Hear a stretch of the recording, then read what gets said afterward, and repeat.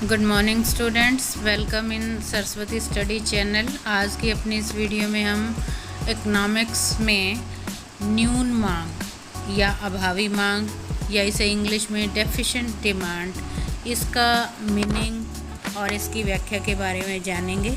तो सबसे पहले हम इसकी डेफिनेशन बताएंगे कि न्यून मांग क्या होती है। न्यून का मतलब होता है कम। तो ये एक स्थिति है जिसमें समग्र यानी कि एग्रीगेट कुल मांग अर्थव्यवस्था में पूर्ण रोजगार के स्तर के लिए जो आवश्यक समग्र पूर्ति यानी कि एग्रीगेट सप्लाई से कम होती है। तो इसे हम इस तरह से भी शो कर सकते हैं, aggregate demand less than aggregate supply, और स्थिति है पूर्ण रोजगार स्तर के अनुरूप। मतलब अगर देश में पूर्ण रोजगार की स्थिति को हमने प्राप्त करना है तो वो डिमांड जो है वो ज़्यादा होनी चाहिए, तभी जो है देश के अंदर उत्पादन के साधनों का यूज़ करके हम सप्लाई को बढ़ाएंगे। लेकिन डिमांड अगर कम होगी तो सप्लाई को जो है बढ़ाना जो है वो आवश्यक ही नहीं होगा। तो इसकी विशेषताएं बताना चाहेंगे। पहले सबसे पहली विशेषता है कि जो समग्र मांग का स्तर है वो पूर्ण रोजगार के लिए आवश्यक समग्र मांग के स्तर से कम है। यानी कि पूर्ण रोजगार के लिए जितना समग्र मांग का स्तर चाहिए उससे समग्र मांग का स्तर कम है, और साधनों को पूर्ण रोजगार प्रदान करने तथा पूर्ण क्षमता तक उत्पादन करने के लिए उद्यमी यानी कि एंटरप्रेन्योर को जितनी मांग की आशा होती है उसका जो लेवल होता है वो उससे कम होता है, और ऐसी स्थिति में हम अपने जो साधन होते हैं उनका फुली यूज़ नहीं कर सकते तथा देश के अंदर अर्थव्यवस्था के अंदर अनैच्छिक बेरोज़गारी, अनैच्छिक यानी कि इच्छा का ना होना, ये वो स्थिति है जिसमें लोग मजदूरी की वर्तमान दर पर काम तो करना चाहते हैं लेकिन उन्हें काम नहीं मिलता। तो ये इसकी विशेषता है न्यून मांग की। इसकी दूसरी विशेषता ये है कि न्यून मांग की स्थिति में जो समग्र मांग है वो पूर्ण रोजगार के लिए आवश्यक समग्र सप्लाई से भी कम होती है, और इसके फलस्वरूप जो समग्र मांग का उपलब्ध स्तर है उसको हमने बराबर करने के लिए सप्लाई को कम कर दिया जाता है। मतलब हमें सप्लाई कम करनी पड़ती है, इसलिए समग्र मांग तथा समग्र सप्लाई पूर्ण रोजगार से कम स्तर पर वो बराबर होते हैं। मतलब पूर्ण रोजगार का स्तर आने से पहले ही जो है वो इक्वल कर दिए जाते हैं, क्योंकि मांग कम होती है तो सप्लाई को कम करके हम इक्वल तो कर देते हैं, लेकिन पूर्ण रोजगार का स्तर उस स्थिति में नहीं होता। तो वहाँ पर अल्प रोजगार संतुलन की स्थिति कह सकते हैं, जिसे हमने एक डायग्राम के थ्रू भी दिखाया गया है। ये न्यून मांग और अल्प रोजगार संतुलन की स्थिति को दर्शा रहा है। ये जो डायग्राम है आप देख रहे हैं, इसमें हमने OX अक्ष पर उत्पादन, एम्प्लॉयमेंट और इनकम को प्रदर्शित किया है, जबकि OY अक्ष पर हमने एग्रीगेट डिमांड ली है।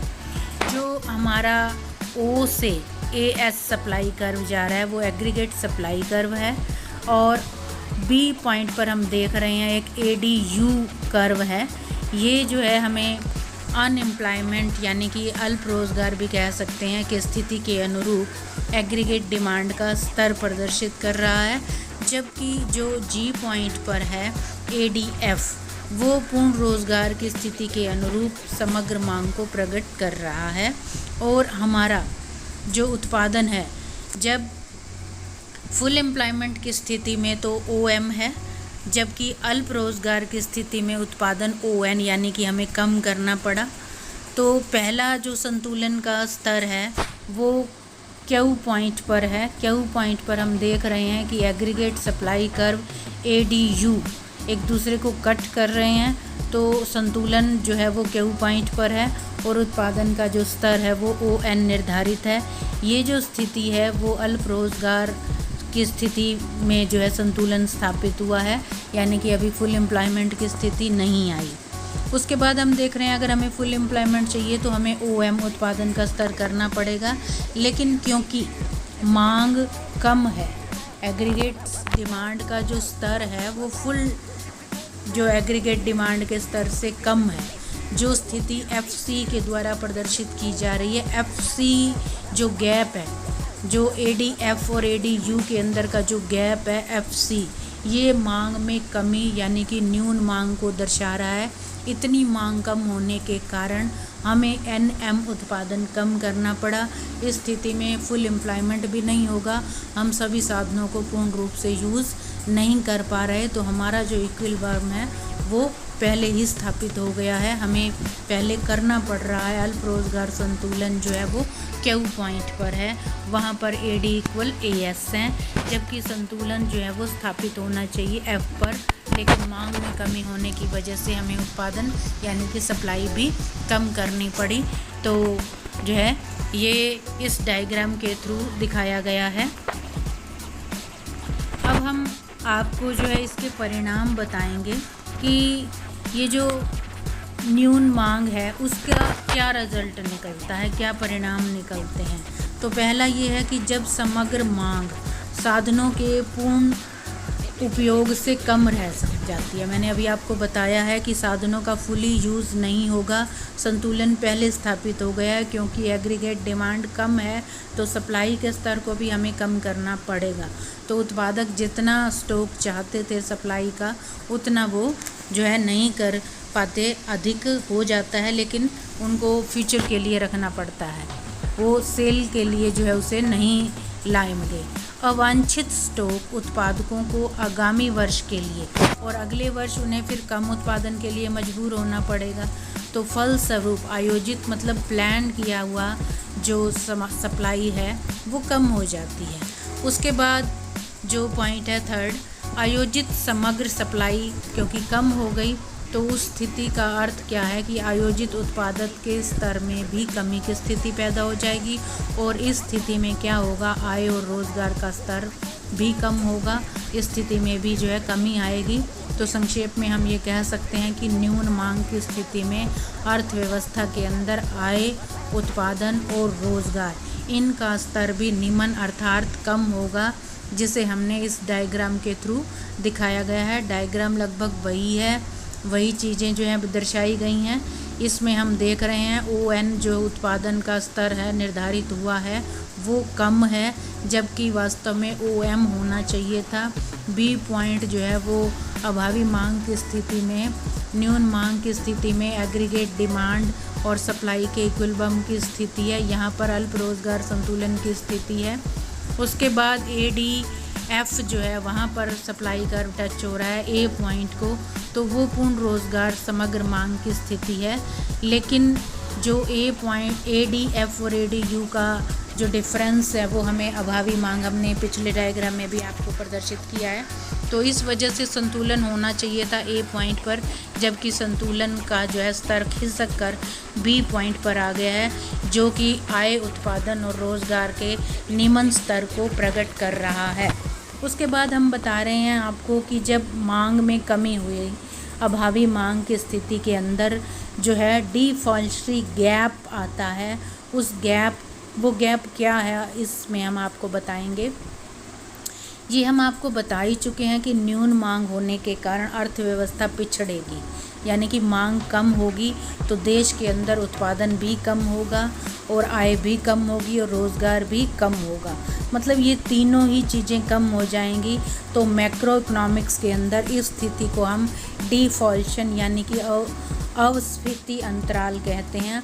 अस्फीतिक जो ये प्रेशर है ये न्यून मांग समग्र मांग के अनुपात में होता है, यानी कि जितनी हमारी जो एग्रीगेट डिमांड है वो न्यून होगी उतना ही हमारा जो अस्फीतिक दबाव है, डिफॉल्टरी गैप है, वो ज़्यादा होगा।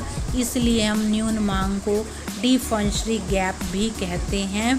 तो जो डिफॉल्टरी गैप है is the measure of deficient demand, इसे मापता है किसी भी अर्थव्यवस्था में पूर्ण रोजगार की स्थिति को बनाए रखने के लिए जितनी समग्र मांग की आवश्यकता होती है, यदि समग्र मांग उससे कम होगी तो इन दोनों का जो डिफरेंस होगा हम उसे डिफॉल्टरी गैप कहते हैं।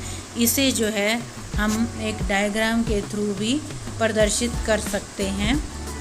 ये जो आप सामने डायग्राम देख रहे हैं, आप बार बार बता रहे हैं डायग्राम वही है, लेकिन इसकी एक्सप्लेनेशन से इसके पॉइंट्स को समझा जा सकता है कि जो अस्वीति अंतराल है वो पूर्ण रोजगार के लिए आवश्यक आयोजित यानी कि समग्र मांग तथा अल्प रोजगार से संबंधित आयोजित समग्र मांग, इनके डिफरेंस के द्वारा दिखाया गया है। और ये जो डिफरेंस है हम डायग्राम के अंदर देख रहे हैं, ADU और ADF का जो डिफरेंस है यही मांग में कमी और यही अस्वीति अंतराल यानी कि डिफॉल्टरी गैप को दर्शा रहा है। इस स्थिति में पूर्ण रोजगार स्तर पर समग्र मांग माइनस अल्प रोजगार स्तर पर समग्र मांग यानी कि ADU जो है यहाँ पर हम देख रहे हैं ADF वो पूर्ण रोजगार के लिए आवश्यक समग्र मांग है, जबकि ADU वो अल्प रोजगार की स्थिति में संबंधित मांग कर्व है। तो जो अस्वीतिक अंतराल है ये वास्तव में न्यून मांग ही है, ये हम बता ही चुके हैं, इसे हम GK के द्वारा प्रदर्शित कर रहे हैं। तो न्यून मांग हम कह सकते हैं जिसे डिफॉल्टरी गैप भी कहा जाता है, इक्वल होती है deficient demand is equal deflationary gap यानी कि ADF minus ADU is equal to GK।